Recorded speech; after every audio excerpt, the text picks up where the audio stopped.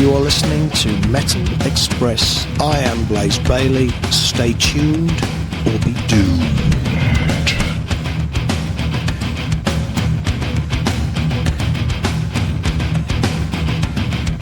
Blaze Bayley, your new album, Blood and Belief, is about to be released, and you're on tour.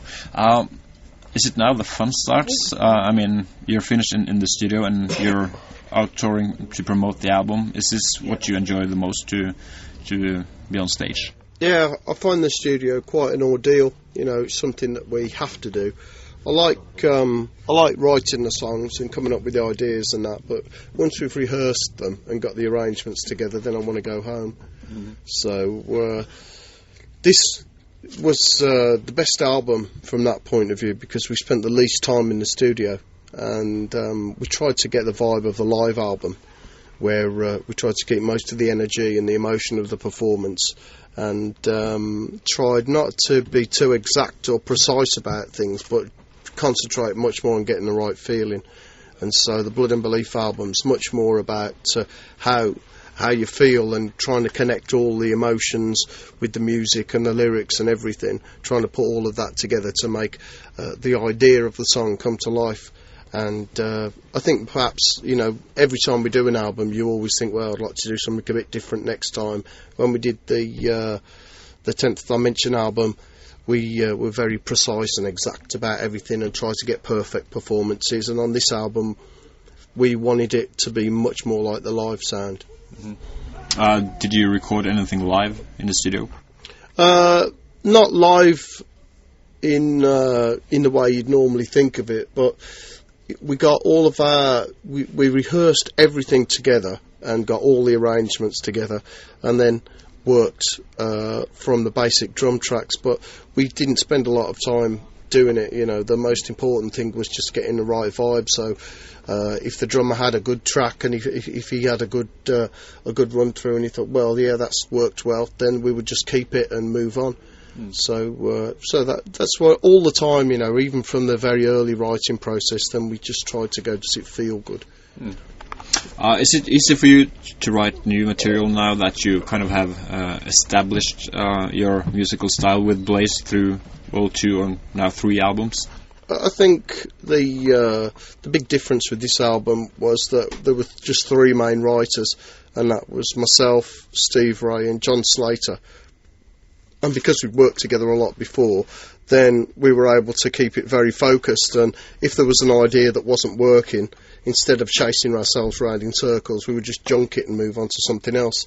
So we just ended up with the 10 songs that are on the album, and we didn't waste time doing things that wouldn't work out or none of us liked.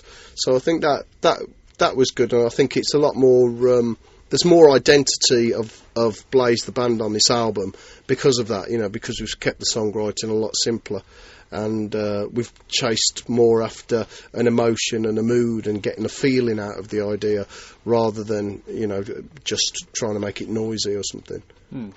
So you're obviously still learning how to make better or good albums. Does that mean you feel that Blaze, the band, is getting better and better for each album, or is this another good Blaze album but maybe not better than the 2 first ones? I don't know. Lots of people have said this is the best thing that I've done, but I was sure, you know, I really thought that Silica Messiah was a great album.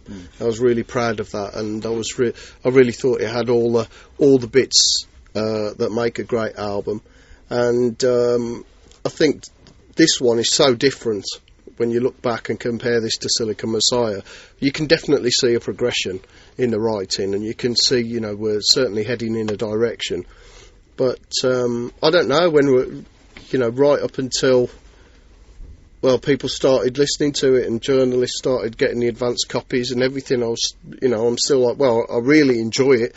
I love the way it sounds and everything, but I was still I didn't know if anybody else would like it, because it's quite a bit different, you know. It's my favourite album to listen to. I love the sound of it. But it's so personal as well that I couldn't really judge it from a point of view of you know, be objective about it, because a lot of it's really personal. So each time I listen to it, it stirs up lots of emotions. Do you feel that you have to kind of stay true to the music that you make with Blaze, or could you make a Blaze album that sounds completely different?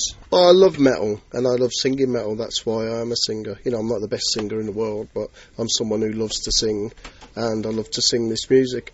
And when we started off with the Silica Messiah album, then I was really sure what sort of direction I wanted to go in. I wanted it to be a British metal band with two really strong lead guitars and a powerful, dynamic lead vocal. And I don't see those elements changing in our music, even though we may try different things with different songs. But I see those basic elements of trying to combine something really powerful with something melodic, something aggressive with something sad. Then I see those elements staying the same. I think your releases with Blaze are the strongest that you've been involved with, even better than your albums with Maiden and also Wolfsbane. Is that because you're the boss in the band and you can use the material you like to use and that fit your voice? I think it's learning a lot, really. I learned so much about songwriting when I was working with Steve Harris and Dave Murray in Iron Maiden, and a lot from the producers. So I've worked with Rick Rubin and a lot of other producers. That I think all that experience just came to play, and I had a lot more confidence and a better idea of how to get an idea from my head and actually get it, onto a CD. And as well as that, I suppose, I work with people who are really talented. Steve Ray is an exceptional guitarist, and so is John Slater. And everybody in the band writes for the song. It's not to say, well, let's have this great guitar part or drum part or whatever. It's, well, does this tell the story of the song? Does this music? Does it all support the idea of the song and the emotion? So that's the way that we write, really. You have a completely new rhythm section in the band. Was it good to get some fresh blood in the band, or would you prefer to keep the old lineup? Oh, definitely, it was good to have new people, especially in the studio, because the studio, I don't really enjoy being in the studio that much. And to have someone as dynamic as Jason Bold, and I wanted somebody with really good footwork as well for the double bass drums, and he has got great footwork, so that worked out really, really well. I suppose with Wayne Banks as well, he's very much his bass player, and he's kind of in a Steve Harris, John Entwistle kind of style, and I think that changed the sound just that little bit.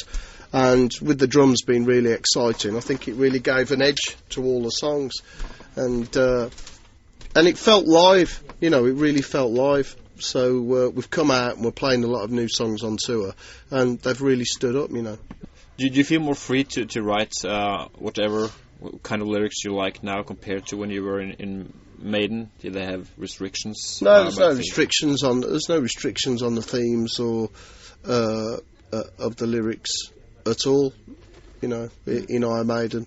It's just how you write the song. You can write about anything that you want, really. There's no restrictions on that. They're very set in the way they do things when it comes to a live performance and recording, but on the writing, then there's no restrictions or nothing like that. What do you think of the Dance of Death album? I think Dance of Death is good, but I prefer Brave New World. I like No More Lies from Dance of Death, but I think I prefer more songs. I like more songs on Brave New World than Dance of Death. Have you heard Bruce Dickinson singing the songs from your albums with Maiden live? Only off the DVD, and I thought he did a good job. Joining Iron Maiden was, of course, a big career move for you. If you had another offer from another big band, would you consider to agree with that, to go with a new band now that you're doing quite well with your own band? I don't know. I think it's all about the money. Yeah. You know what I mean? If you got enough, if someone came along and offered me enough money, then then I probably would.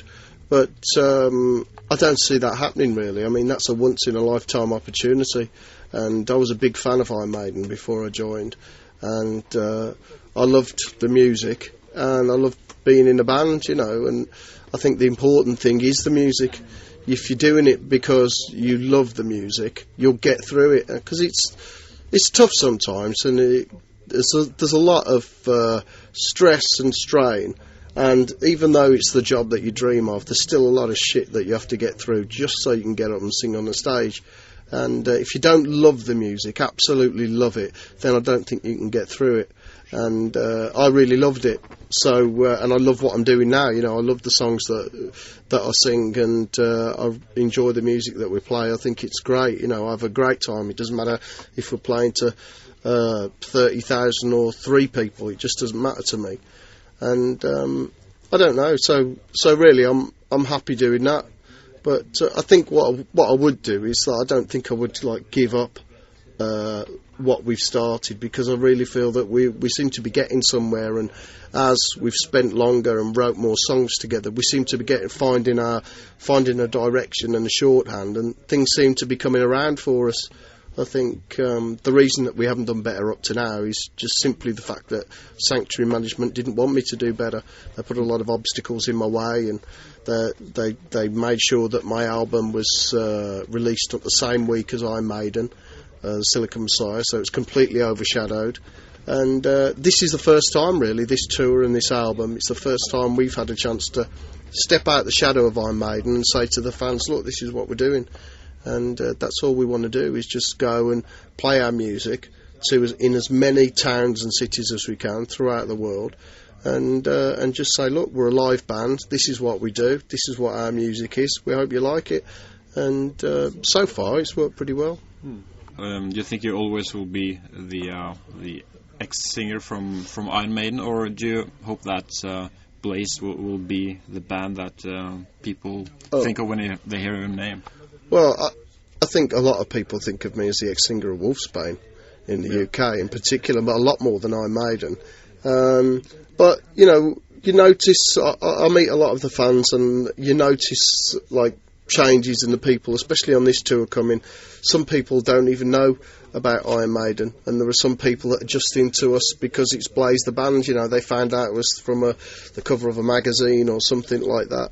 So I think it's it's just a long path, but I think I'll be known as Blaze Bayley, the singer, and people will get into it, and then they'll go, oh, he was in Iron Maiden, because that seems to be the general vibe of what's happening. We're just we're a new band, really. We're just starting out, but got a certain amount of experience, and there's some great musicianship in the band, and the music's the most important thing. So hopefully, if we keep that attitude of putting the music first and always doing, playing the best that we can and enjoying ourselves, and enjoying touring and making it as fun as we can, then we'll get through it and we'll build up.